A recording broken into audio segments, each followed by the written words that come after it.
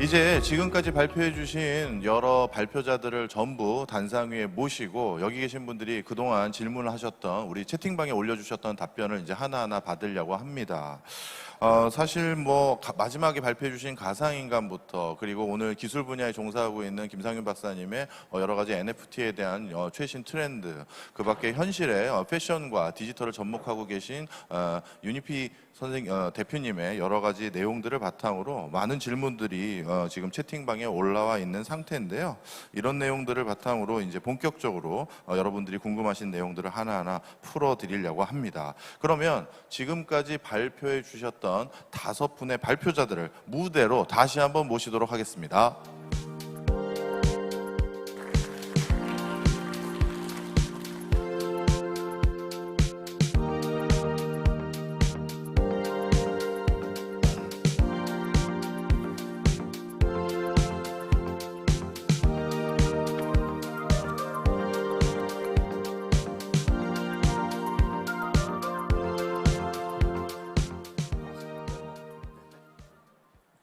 예, 저희가 이제 방청객하고 거리감이 좀 있으니까요. 편하게 마스크를 벗으셔도 되지 않을까 싶습니다. 또 여기 계신 귀한 분들 또 얼굴 한번 또 뵙고 가려고 오신 분들도 계실 테니까요. 예. 자, 아까 제가 시간 관계상 직접 전부 다 질문을 대신해서 드리지 못했던 그 질문들 중에서도 너무 저도 궁금했던 질문들이 많더라고요. 그래서 저도 좋은 질문 해주신 방청객에 계신 분들께 다시 한번 감사드리면서 저도 하나하나 궁금했던 거 여쭤보도록 하겠습니다. 먼저 조홍래 대표님께 여쭤보고 싶었던 내용, 저도 이게 궁금했었는데요. 사실 이제 미디어 아트웍을 할 때 단순히 기술이나 영상뿐만 아니라 요즘 들어서는 그 음악이 사용하는 비중이 점점, 또는 사운드가 사용되는 비중이 점점 중요해지는 것 같습니다. 다양한 작품 활동 하시는 과정에서 음악 선정은 어떻게 하고 계시는지, 아니면 음악을 편집하거나 직접 작곡을 하신다면 그런 것들은 또 어떻게 하시는지 궁금합니다라는 질문입니다.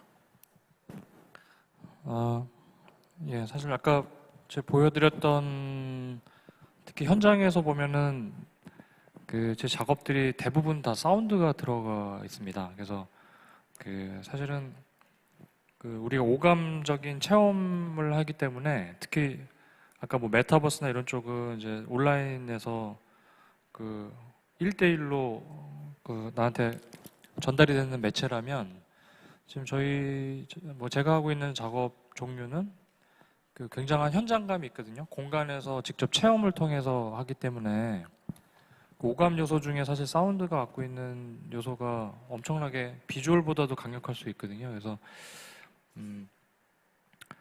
특히 우리 몸이 그 원인을 정확하게 의학적으로는 모르겠지만 우리 몸이 한 7, 80%가 물로 이루어져 있다 보니까 이게 파동이란 게 있잖아요. 네. 이게 프리퀀시 개념이 있는데 그래서 어떻게 보면 비주얼보다도 사운드가 그거를 더 빨리 흡수시키는 그런 부분이 있는 것 같아요. 그래서 제 작업은 공간과 그리고 오브제들하고 그다음에 사운드, 그다음에 타임 시퀀스가 있는 영상 이런 거가 이제 복합적으로 섞여 있는 게 제 작업의 좀 중요한 좀 랭귀지고요, 언어이고요. 그래서 그런 부분에서 이제 음악이 너무 중요하다. 그래서 음악은 사실 개인적으로도 음악을 이제 너무 중요하고 좋아하다 보니까 사실은 제가 기타를 좀 오래 쳤어요. 그래서 좀 아까 질문자분이 그걸 좀 아시고 하신 것 같기도 한데, 예, 그래서 그런 뭐 음악 작업을 좀 하고 뭐 개인적으로 좀 하고 있고요. 그래서 뭐 그런 것도 반영은 하지만 뭐 이번에 음악들은 뭐 닐스 프람이라든가 일반 대중이 좀 알기는 좀 어려운 영역이기도 한데 그런 약간 좀 뉴에이지나 뭐 이런 쪽 음악도 많이 차용을 했고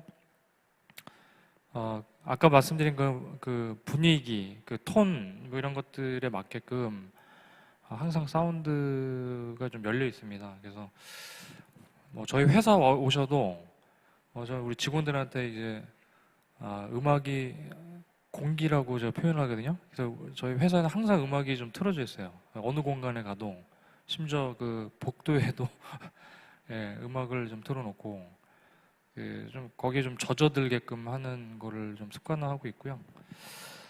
뭐 음악이 없으면 좀 불안한 수준까지 좀 제가 좀 있는 것 같습니다. 그래서 사실 음악들 다들 좋아하시는데 저는 뭐 아주 어렸을 때부터 좀 그런 환경에 좀 있었다 보니까 그래서 뭐 아까 가족들 아까 저기 그 작품 중에 보면은 그 파이프 오르간도 있었잖아요. 이제 예, 가족이 이제 그런 또 전공도 하시고 그래가지고 어렸을 때부터 거의 좀 젖어 있었던 것 같아요. 그래서 제 작업 내용도 이제 그런 부분에서 많이 좀 복합적으로 좀 보이는 것 같습니다. 네. 예.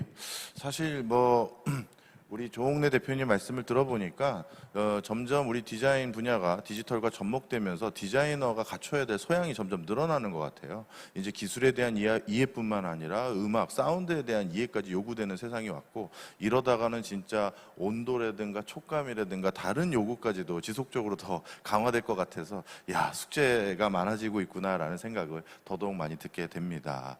자, 이번에는 뭐 순서대로 제가 여쭤볼 건 아니고요. 끝에 계신 이지훈 대표님께 또 여쭤보겠습니다.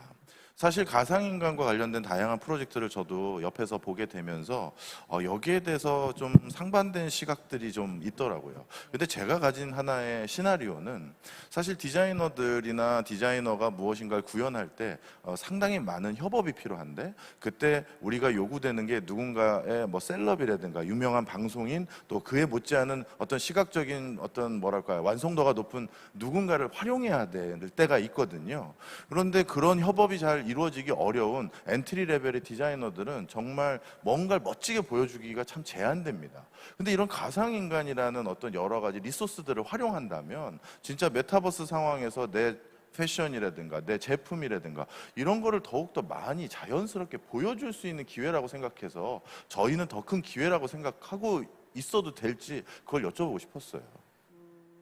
네, 어마어마한 기회죠. 사실 제가 이런 강의를 한 9년 전에 어디 해외 광고제에 가서 그 세션을 했어요. 그때 제가 했던 게 Create Your Own 셀럽이었어요.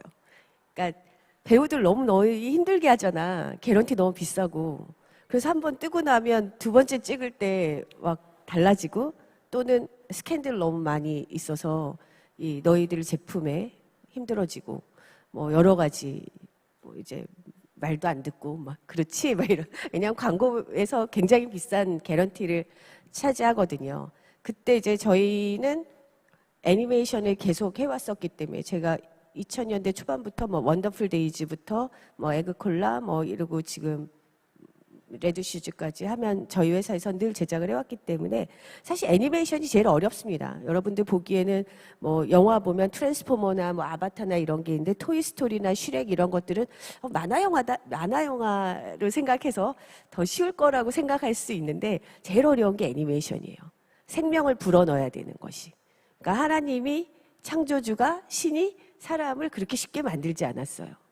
이 안에 어마어마한 신경과 이 뼈와 근육과 움직임의 법칙이 있어요. 보시는 것처럼 만화에서는 만화라고 하지만 3D에서는 보는 사람들은 현실을 기대하거든요. 저렇게 안 되는데 저 거짓말이야. 이런 것들 오게티를 늘 찾잖아요. 근데 3D 애니메이션으로 들어가면 아무리 캐릭터라이즈가 되더라도 어느 정도의 한 60-70% 이상은 실제 상황에 의거한 그런 데이터에 움직여야 됩니다. 그래서 사람들의 움직임 그리고 디자인도 얼굴의 그런 해부학에 의한 그런 디자인이어야지만 저희가 원하는 우리한테 익숙한 그런 표정을 줄 수가 있어요. 그래서 사실 그 모든 것이 다 완벽하게 되려면 저는 멀었다고 봐요. 아주 멀었어요. 기대하지 마시는 게 좋을 것 같고요. 기대하지 마시고 그렇지만 IP로 접근할 수 있고 그리고 일부 부분 할 수 있는 부분은 많이 있습니다. 그러니까 이 부분이 가장 이제 포인트를 찍어서 여러분 보시기에 모션 캡처 달아서 이렇게 옆에 트윈해서 옆에서 연기하고 나오잖아요. 그게 이제 풀 사이즈로 느낌적으로는 괜찮아요. 그러니까 로지같이 막 춤을 추는데 사실 표정보다는 춤이 그 퍼포먼스가 더 포커스가 되는 거거든요. 그런데 뭐 탑 배우가 막 감정 연기하는 거 그건 멀었어요. 그거는 정말 그 배우를 스캔을 해서 그 움직임을 그대로 카피를 해야지만 조금 한 80% 표현이 가능한가? 그런데 사실 카피들 바에 그냥 찍지 왜 만드냐고요. 그렇기 때문에 딥페이크 IP로 접근하고 지금부터 시작을 한다면 그 가상 안에서 캡처링 할 수 있는 그 포인트의 표정과 감정들이 있습니다. 그런 부분들을 잘 선별해서 마케팅해야 되고 기술과 제작력에 대한 그 트렌드를 정확하게 이해를 하시고 그리고 컨텐츠 그리고 또 시장성을 정확히 이해해서 잘 분별하신다면 충분히 그 아까 너무 재밌게 봤거든요. 그런 디자인과 접목해서 컨텐츠와 마케팅을 할 수 있다. 근데 100% 자유자재한 거는 멀었지만 그 대신에 이제 얼굴을 딥페이크 부분이랑 트래킹 할 수 있는 그런 솔루션들이 계속 나오고 있어서 뭐 충분히 활용 가능합니다. 예, 다른 분들에게 질문 드리기 전에 이지훈 대표님과 조홍래 대표님께 다시 한번 마지막 질문을 드려보면요. 사실 두 분이 하시는 작업에서도 이제 많은 협업이 이루어질 거라고 봅니다. 그래서 그러다 보면 자연스럽게 드는 의구심이 있어요. 어떤 디자인 창작물 하나가 온전히 100% 나의 노력만으로 만들어지는 게 아니긴 하거든요. 예를 들어서 가상인간 같은 경우도 몸 같은 경우는 실제 인물의 댄스에다가 얼굴을 가상인간을 얹히는 경우도 있고 그 다음에 공간상에서 여러 인터랙티브한 그런 그 과정을 할 때는 여러 협업된 그 회사들이 같이 들러붙을 때가 있는데 이러면 이제 많은 디자이너가 고민이 그 다음입니다. 아까 주셨던 얘기인데요. 내가 어마어마한 아이디어와 어떤 모티베이션을 줘서 이걸 한 건데 과연 이것에 대한 결과물에 100% 내 IP라고 주장할 수 있을까?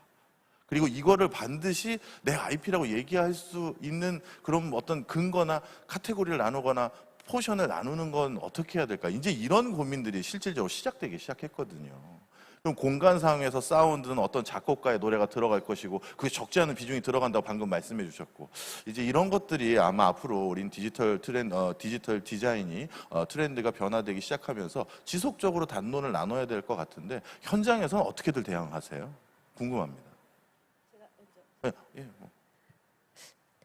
제가 말씀드리는 게 결국 IP인데요. 빨리 가서 알을 박으셔야 돼요. 빨리 가서 이거 내 거다라고 박으셔야 된다는 거죠. 이거는 IP는 정말 생각에 따라 관점에 따라 다르기 때문에 원천 IP와 제작 IP와 많은 것들이 나뉘어져 있어요. 근데 현재 메타버스는 이제 무법천지입니다, 지금. IP인데 원천 IP, 스토리텔링 그리고 디자인 그게 가장 IP로 명확하게 나눌 수 있겠죠. 그러면 아까 크립톤 이거 NFT 아트 한 것처럼 나는 이런 휴먼을 만들겠어 라는 디자인에서 빨리 퍼블리싱을 하셔야 돼요. 이거 내 거야. 이거 내 거야. 내가 한 거야. 봤지? 이거 내 거야. 저작권 협회에 올리는데 비용이 그만큼 근데 그러고 계속 활동을 하셔야 돼요. 계속 활동을 하셔야 됩니다. 그런데 그 휴먼을 디자인만 가지고 있는데 로즈처럼 움직이고 드라마에도 나오고 그러려면 돈이 너무 많이 들어요. 정확하게 보셨어요. 교수님이 너무 정확하게. 로즈를 하나 만드는데 제작 인원이 몇 명이 붙었을 것 같아요. 로커스니까 할 수 있었어요. 최소한 200명이 다 조금씩 연결되어 있어요. 기획이 들어가야 되는데 기획이 너무 중요합니다. 이게 시장성이 있냐 사업계획이 있어요. 근데 사업계획하는 사람들은 항상 기술도 모르고 제작도 잘 몰라요. 그러니까 안 되는 거 가지고 오는 거예요. 그러니까 예전에 저희가 미대 다닐 때 공업디자인과 오빠들이 그 얘기를 하더라고요. 야, 차는 너무 잘 만들었어. 근데 거기에 엔진을 넣을 수가 없어. 그럼 차가 될 수가 없는 거잖아요. 엔진 넣을 자리가 없는 거예요. 마찬가지로 이 제작에 3D가 구현 가능한 것인가에 대한 정확한 로드맵이 있어야 돼요. 그럼 기획이 있고 그리고 로드맵이 있어야 돼요. 기획 로드맵과 제작 로드맵. 그래서 VFX에선 슈퍼바이저들이 있어요. VFX 슈퍼바이저가 있고 CG 슈퍼바이저가 있어요. VFX 슈퍼바이저는 그래도 디지털라이즈 했었을 때 어떤 룩이 가능할 거다라는 건 예측인데 그러면 이제 CG 수비 설계 도면이 들어갑니다. 이거 안 돼. 이거 괜히 그 펄럭이는 옷 입혀갖고 몇십억 더 들어? 그럼 딱딱한 옷으로 바꿔. 너 머리 따가지고 이거 안 돼. 머리 잘라. 그럼 볼헤어로 가. 이런 것들 예산에 맞춰서 들어가야 되거든요. 그 과정의 로드맵이 너무 중요해요. 그 로드맵이 나오면 그 이후에 그 로드맵에 맞는 파이프라인이 있어야 됩니다. 그래서 1인 기업이 하기 어렵습니다. 그래서 1인 기업이나 작은 소규모 스튜디오는 IP에 도전을 하시고 IP에서 스틸이라도 괜찮아요. 이게 내 거야. 이름 정하고 말씀드렸지만 그래서 인문학, 철학적 이렇게 접근을 하셔서 이게 내 소유의 컨텐츠야 라는 것들을 가지고 활동을 하시다가 그 친구가 뜨면 저희가 갑니다. 내가 움직일 때 반반해서 같이 만들래? 또는 제작비가 너무 많이 들어가면 내가 움직이는 컨텐츠에 대해서는 내가 팔을 갖고 당신이 이를 가질래? 이런 합의를 하면서 합의가 이루어지면 사업화가 되는 거겠죠. 네, 귀한 답변 감사드립니다. 이번에는 요니피 선생님께 여쭤볼게요. 제가 자꾸 선생님이라고 부르는 이유가 워낙 존경한 분을 여기서 또 뵙게 돼서 아니 어느새 패션 분야를 석권하시더니 이제 디지털까지 넘어가셨는지 저 진짜 처음 알았습니다. 자, 국내뿐만 아니라 벌써 외국에서도 많은 것들을 보고 또 접목시켜 가시는 것 같고요. 그리고 제가 요 근래 우리 아마 김상현 박사님도 깜짝 놀라셨을 텐데 세계적인 패션 브랜드들에 비해서 오히려 더욱더 입체적으로 접목시켜 가고 계신 것 같아요. 그래서 기대감이 큰데 이런 그 사업들을 통해서 궁극적으로 지향하는 것들 중에 우리 디자인 분야에는 어떤 기회 요인도 만들고 싶으신지도 궁금합니다. 모르겠어요. 디자이너로서는 우선 앞서 나간다는 게 굉장히 중요한 것 같아요. 사실 저도 이제 어쨌거나 실제적으로 피지컬에서 그래도 원하는 사실 디자인을 굉장히 많이 해봤다고 생각해요. 나름 디자이너 경력도 사실 이제 많이 됐고 이제 브랜드들도 이제 여러 가지를 만들어봤는데 그러다 보니까 사실은 진짜 이제 실제 의료만을 만드는 거에 대한 것보다 약간 더 퓨처 그리고 실제로 해외에서는 이 디지털 패션을 가지고 하는 이런 플랫폼들의 상황이나 아니면 이런 진짜 소비자들이 정말 저거에 대한 소구라던가 좋아함이 굉장히 아직은 우리나라보다 1, 2년 정도 조금 앞서 있는 게 사실인 것 같아요. 그래서 저희도 이제 지금 발빠르게 준비를 하고 있는 상태고 사실 지금 저희 옆방에 보시면 알겠지만 저희도 방금 이제 아바타 인간 얘기하셨는데 사실 저희도 저희 옷을 입을 사람이 필요하다 보니까 3D 이제 PFP, 3D 아바타 이제 준비를 하고 있어요. 그래서 저희 같은 경우에는 좀 더 스포츠형으로 일반 인간에서 조금 더 발전해서 휴머노이드라 그래가지고 약간의 로보틱한 좀 더 에슬레틱을 가진 사람으로도 개발해서 그 사람이 이제 저희 옷을 입고 쓸 수 있고 이제 실제 소비자들도 이제 쓸 수 있게 했는데 결국에는 조금 더 이제 앞서 나가는 거, 퓨처를 먼저 보여주는 거, 사실 그게 디자이너의 롤이라고 생각을 하고 저희 나라도 이제 글로벌 스탠다드에 맞춰서 그 높은 수준의 좀 디지털 패션을 그래도 해야 되지 않나라는 생각을 하고 있고 그런 부분에서 저희도 이제 달려나가고 있는 것 같아요. 이렇게 달려나가실 때 저희 같은 일반적인 사람을 위해서 좀 같이 가셔야지 너무 앞서 가시면 이제 따라가기 힘든데 특별히 우리 요니피님께서 이런 거를 굉장히 빨리 습득하는 나만의 노하우 같은 게 있다면 좀 살짝 공유를 해주시면. 노하우라기보다는요. 사실 요즘에 NFT라는 단어는 모든 분들이 너무 많이 들어보셨을 것 같고 사실 저희 패션 부문뿐만 아니라 모든 분야에서 다 어떻게든지 이런 디지털적인 접근을 할 것인가에 대한 것들은 제가 어떤 뭐 사람들을 만나 일반 진짜 대중이나 아니면 사업가의 어떤 대표님들이나 모두가 자기 회사가 어떻게 이런 디지털 영역을 이 4차 산업 시대에 뒤지지 않고 따라갈 수 있을까에 대한 고민을 굉장히 많이 하고 계신 것 같아요. 근데 저는 이제 디자이너니까 그럼 이 패션을 어떻게 접근할 것인가를 고민하다가 이쪽 분야로 나온 것처럼 사실 지금 어떤 분야에 계시던지 간에 계속 어쨌든 미래로 한 발짝씩 앞서가고 있고 어떻게 접목시킬까 내 산업에서 어떻게 이런 사람들이 벌써 이런 디지털로 향해가고 있고 젊은 친구들은 더 빨리 이제 뭐 예를 들면 채팅도 저희는 카카오톡으로만 하던 친구들이 이제 일하는 방식도 굉장히 막 슬랙 막 저희만 해도 패션으로 일하던 사람들이 지금 이런 디지털적인 걸 하다 보니까 갑자기 이제 평상시에 만나지 않던 전 패션 피플들만 만나고 살았는데 요즘에는 막 블록체인 업계 피플들 약간 이런 엔지니어들만 만나다 보니까 대화하는 방식이라던가 이런 모든 방식이 굉장히 다르더라고요. 그래서 그런 걸 보면서 나가 좀 뒤처진다고 생각할 게 아니라 더 배워나가고 어떤 분야든지 어떻게 이걸 접근할 것인가라고 생각하면 다 각각의 연계성이 생길 것 같아요. 네, 알겠습니다. 직접 경험하신 내용들을 같이 공유해 주셔서 더더욱 도움이 되네요. 그러면 자연스럽게 이 질문은 우리 안치성 대표님께 연관지어서 말씀드릴 수밖에 없을 것 같습니다. 마침 저희 질문 게시판에도 이 질문이 왔는데요. 결국은 웹 3이든 웹 2든 2.0이든 간에 기술과 환경은 계속 변화되고 있는데 그것을 이용할 수 있는 그 디자이너들의 능력도 중요하고 디자이너의 창의력들이 더욱더 중요할 것 것 같다라는 말씀을 해주셨는데요. 자, 아까도 잠깐 비슷한 말씀 드렸습니다만 저희도 저희 쪽 영역을 공부하기 빠듯하거든요. 근데 기술 분야가 너무 빨리 변화되는 거예요. 근데 이런 것들에 대해서 저희가 어떻게 보면 가장 수월성 있게 접근하고 탐색 비용을 줄일 수 있는 방법들이 좀 있다면 어떻게 보시고 있는지 좀 말씀 부탁드립니다. 네, 아까 말씀드렸던 내용하고 연결되는 내용 같은데요. 기술은 모르셔도 돼요. 기술은 저희가 다 해요. 저희가 하는 일은 여러분들이 하는 일을 대신하는 게 아니에요. 디자이너들이 하는 고된 일을 한 70% 정도 머신이 해결하는 일을 하는 겁니다. 그래서 뭐 예를 들어서 똑같은 창작물을 가지고 6개월을 예를 들어서 그 조 대표님께서 작업을 했었는데 그게 디지털적인 거였다면 최소한 저희가 5개월 정도는 머신으로 해결을 해드릴 수 있다. 그다음에 이제 인간의 영역, 크리에이티브하고 기계가 할 수 없는 영역에 대한 부분만 아티스트들이 하면 될 거라고 생각이 들고 그런 비슷한 맥락에서 저희가 하고 있는 디지털 치료제라고 하는 그 헬스케어도 굉장히 많은 디자인이 필요해요. 그러니까 지금에 존재하지 않는 겁니다. 디지털로 사람의 정신이나 지금 비대면으로 인한 정서장애, 그다음에 이제 다양한 뭐 자폐 플랫폼 같은 경우에도 자폐 스펙트럼도 디지털로 사람들의 마음을 치료할 수 있는데 뭘로 치료를 할 수 있는지는 아직 몰라요. 왜냐하면 한 번도 해본 적이 없기 때문에. 그래서 지금 굉장히 많은 디자인물들을 모으고 있고 굉장히 많이 생성시키고 있는데 그러다 보니까 그거를 여러분들이 한 거, 디자이너들이나 디자인에 이렇게 훌륭하신 분들이 한 걸 모으는 상황이 아니고 머신으로 만드는 상황이 됐습니다. 지금 그냥.